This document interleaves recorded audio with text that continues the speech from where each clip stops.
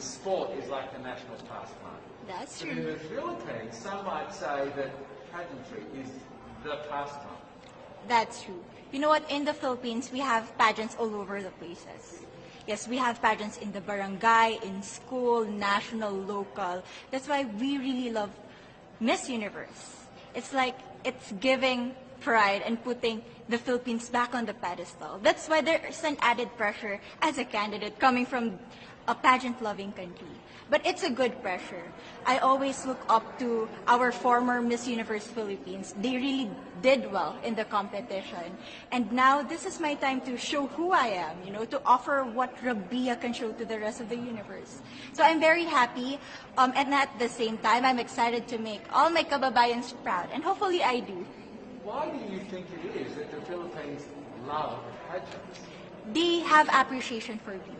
We do love pageant because we used to think that we wanted to be included in the world.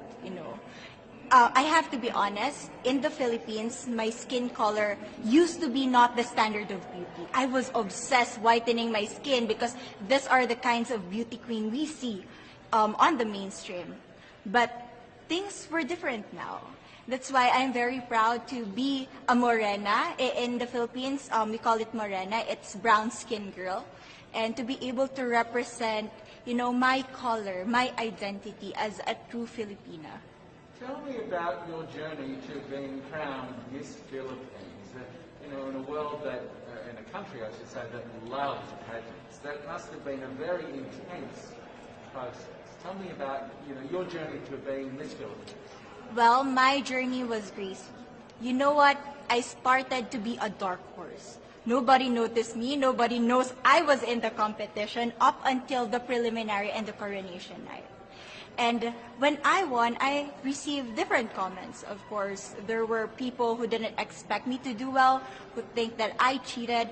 That's why I need to redeem myself in Miss Universe. I really need to do well in this competition.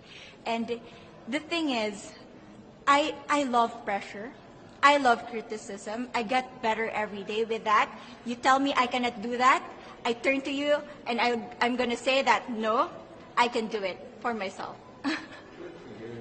So how does it feel then to be on the global stage? How do you feel to be here in this moment, right now?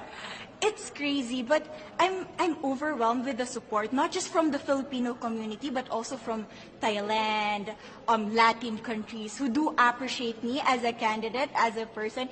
It motivates me that I am beautiful. I can offer so much in this world. And when somebody believes in you, it gives you that extra energy to really do well and perform well. Do you have a sense with the girls, all of the girls competing, you're competing, but is there a sense of camaraderie with all of the girls? Is there a real spirit to, sort of motivate each other to do better? You know what? I have a different idea about Miss Universe. I thought it's going to be very competitive, in a healthy way, well, of course. But now I can see every girl helping each other, from fixing those hairs, from trying to zip up those outfits. It speaks of the closeness and the kind of camaraderie that we want to have. The goal of Miss Universe is not just to crown one girl, but also to build a genuine and long-lasting friendships among us.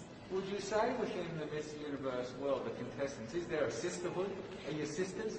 There is sisterhood. I can say I was able to talk to different representatives from different backgrounds, different cultures. And despite our differences, there's so much to be highlighted in what binds us together.